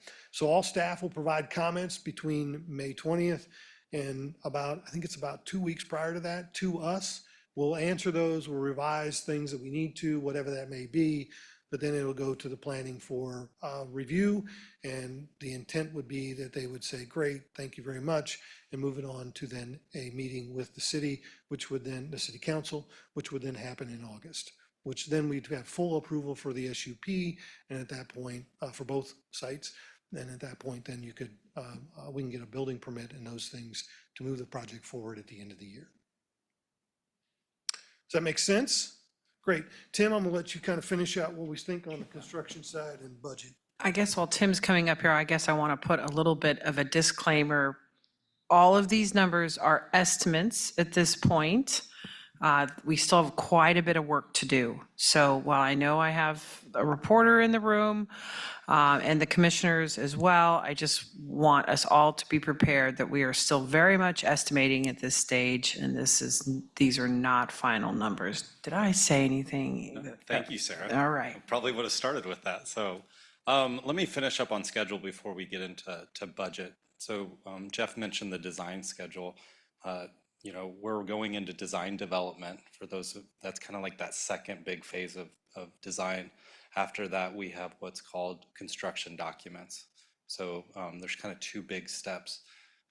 After that is when we would actually go out to bid for the project. We're anticipating doing that towards the third, fourth quarter of the year in order to come back to this commission before the end of the year with the final budget, which is after we've gone through all of those steps. Then that would bring us to be able to start construction. Construction, we're anticipating, and what I'm about to say, kind of Sarah just mentioned on budget, the schedule is also a little bit fluid. Has a lot to do with picking the final finishes of the project, picking the final structure, and then working with the vendors on lead time. So what I'm about to report is kind of what our concept is for what we would like to, our goals are for the schedule. So we'd like to start construction for the addition to the JLEC January of 2024, this coming January. That project will then take about a year and a half. 2025. 2025. Sorry, I'm just Thank you. Thank you so much. I wrote it down because I knew I was going to mess that up. January 25. That would take about a year and a half to complete that addition. So that would get us to about summer of 2026. At the same time, on the public safety building, we'd start spring of 2025. So those buildings would run concurrently for construction. And that project being smaller, it'll only take about a year, and it'll be done spring of 2026. What that really allows us to do is we want to complete both of those buildings before we start all the renovations that Jeff talked about, because we are taking individuals from those spaces and bringing them out into the new spaces. The renovation will be a phased renovation. We're still working on it, but right now we're thinking it could be up to 5 phases where we renovate a space, we move those people into the new space, we renovate their old space, and it's just kind of this domino effect, and that would take about a year. All together, that gets us to about summer of 2027, where everything we presented gets completed. Any questions before I go to budget? All right. We don't have budget in our packet. Is that something that's going to get added later? I generally leave it, put it in the commission, and then we can add it to the packet after.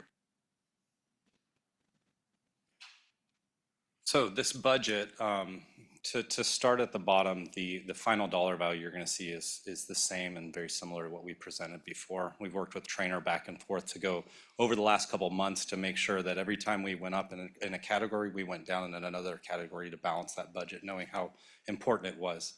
The courthouse addition is the top 2 lines where we have the addition, which is really the building and the site improvements. That adds up to about $33.3 million. The next line represents the renovations. That's any of the spaces that are in the existing JLEC, $12.4 million. And then the next 2 lines are that public safety building at $11.1 million total. That totals to $58 million. The next 2 lines represents the contingencies for the project. So we know that as we go into design development, there's things that we don't know. So we've allocated based on our cost history and our past experience doing this estimating process about between 7% and 8% where we're at right now. So that represents that contingency so that as those unknowns, as we open up the building and we start to really develop the design further, it doesn't make the budget go up. We've already assumed that it's going to happen and it's allocated. We've also identified the owner contingency that'll be carried throughout the whole project. I should mention design contingency as we get to that final area where we bid out the project, that number goes to 0. The owner contingency would be then carry on throughout the project as we start construction. And then that final item is the soft cost. That represents the furniture and equipment that would be purchased for the building, along with the design fees and any other ancillary costs that the typical owner, in this case Douglas County, would pay for directly and not the contractor. Altogether, that gets us to our $74.35 million project. And that is, I'll open up for questions on any of the budgeting. Yes, I want to add, there's a couple of things that we kind of moved over quickly in terms of the public safety building. I really appreciate the design team working really hard to stay on budget for $74 million. But as you can see, we're not shelling in the entire 20-year need on the public safety building. We were not able to get that in terms of cost. One of the things I'm going to ask the design team to do is tell us what that would cost. And just so you know, in today's dollars, what those costs are.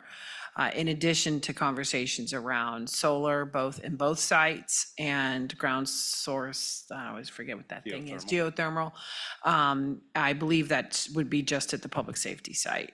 Oh, both sites. So great. So we'll have that information as well. So at your next kind of conversations, as we get closer, you will have that information. But I mean, we were not able to get everything, we were not able to get everything we needed in this 20-year need in the $74 million budget.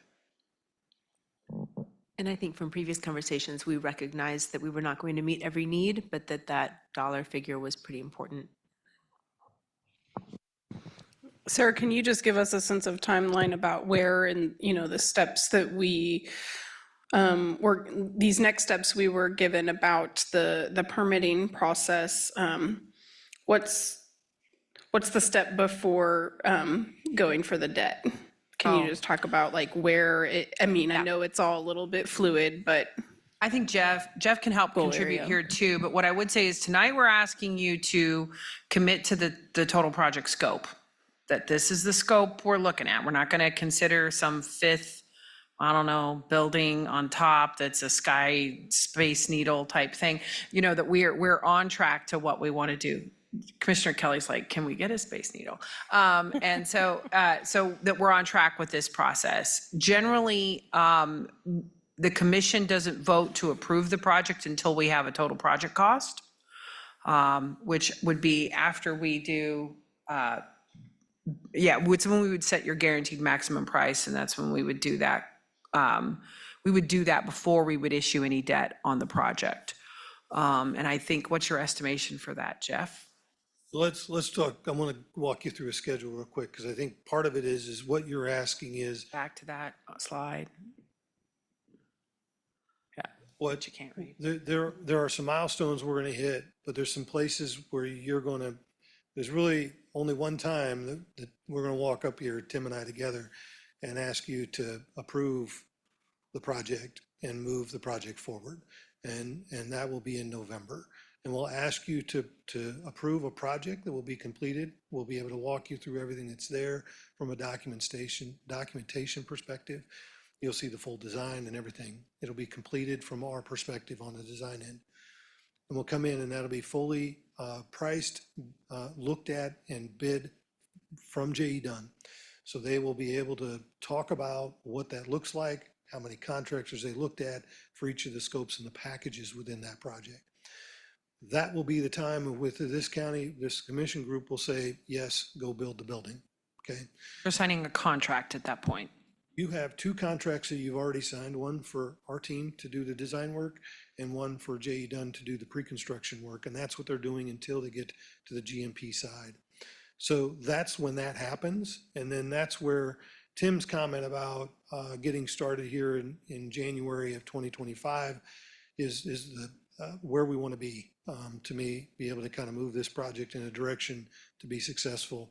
So so you have that 30-day window there where if you're going to talk about debt and those types of things, that's where that starts to happen. And I think it even could be in early 2025, because we're putting a significant amount of cash towards this project. So, obviously we've got enough cash to get started on this project before we'd have to issue debt. So I think that's also advisable from our financial advisor perspective. So we can just keep an eye on rates and we can do some of those things. I haven't necessarily looped them back in, but they're aware of our timing. Thank you, Sarah. You read between the lines a little bit. I don't think I asked a super clear question, but I appreciate that, because to just sort of flush out and put a point on the fact that we do have cash to get this started, and that there is a little bit of, watching and monitoring interest rates and trying to figure out what that right spot and right timing is. So I was just trying to get a sense of if we expected to have that conversation before the end of the year based on the timeline for starting construction. It sounded to me like that final design that you just talked about, Jeff, would be back to us this fall. So good to know that November is sort of the intended goal there. And if everything else goes according to plan before then, I suppose. And I will be back again if you will have me, but I don't want it to be one of those things where we do this today you see a building, and then here in November, we ask you for pricing. So we'll work through it. I know the summer months are difficult from both a budgeting perspective on your end as well, but we will find time to make sure that we come and give you an update at least every couple months, because I think that's important to be able to get that information in front of you and get your comments back and make sure we're going in the right direction. Lastly, and then I'll go away, we did spend time creating our three-dimension model of the addition, and do take some time to take a look at that. I think one of the things that we realized on our end, it's been very, very helpful, is the fact that when we first started this project, I don't know if I've shared this with you or not, but the addition looked very, very tall. And I think we've really been able to spend some quality time to think about that, understand that. And once you're actually able to look at it with the context of what's here, it changes drastically on what really is there. We'll use this. So one of the other things that Sarah and I have chatted about is that we do want to have a public town hall meeting for the neighborhood area. So we will work diligently here to try to do that here in June to be able to get that accomplished. And we'll bring this back and have a conversation as well. So that's all I've got, Sarah, unless anything else. Okay. This is a regular agenda item, which means we can open this up for public comment. Is there anyone here in the room who would like to make public comment on this item? Many of you that I see have weighed in throughout the process. So anyone online that would like? Okay. With that, I'm closing public comment. The only motion here is to receive this. Do we need a motion for that, Sarah, or? Oh, actually, I think we had a motion to adopt a scope. Got it.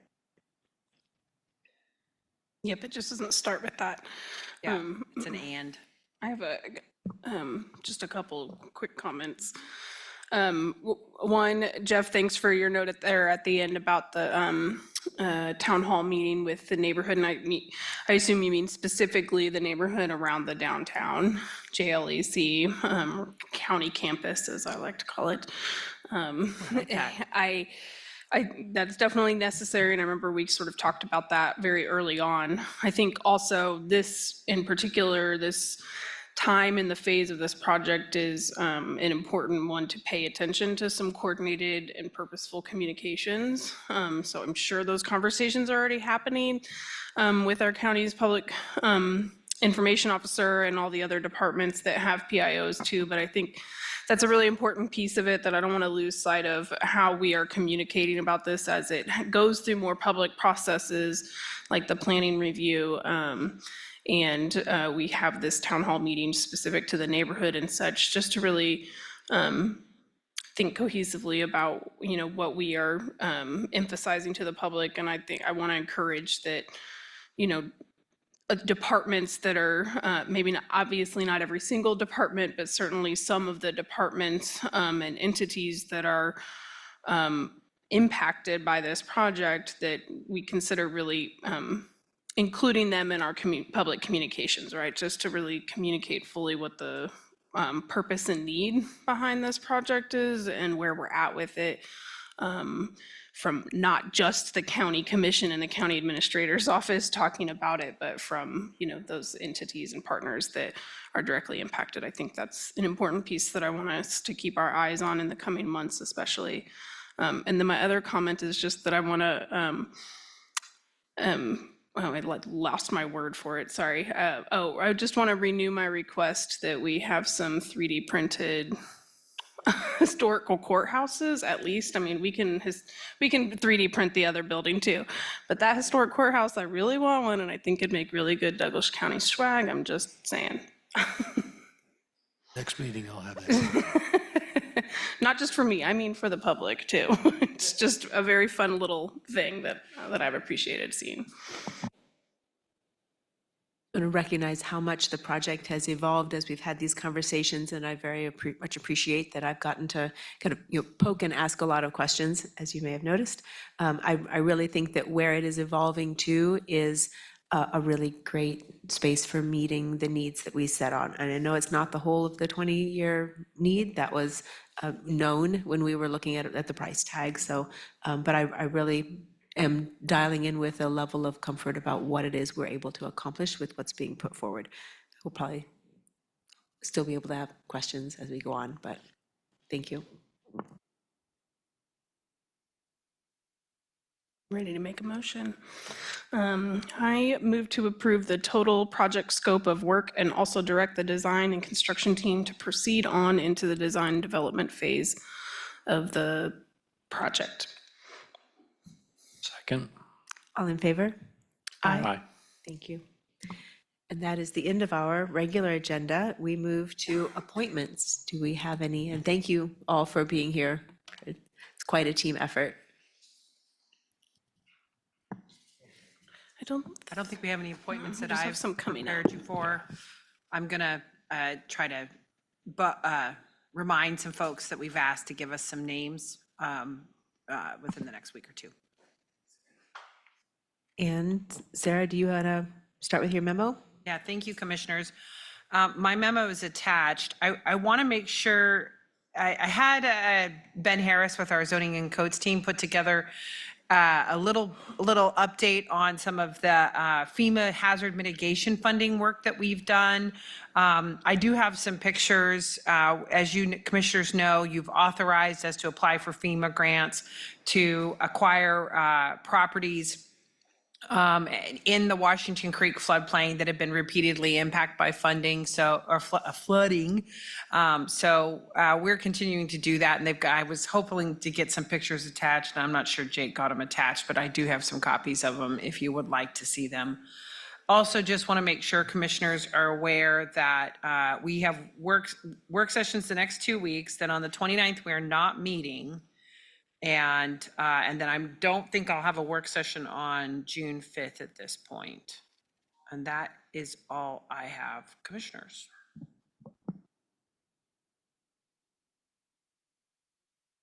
Commissioners, do you have anything, any other miscellaneous? Nope. All right, with that, we are adjourned. Thank you all.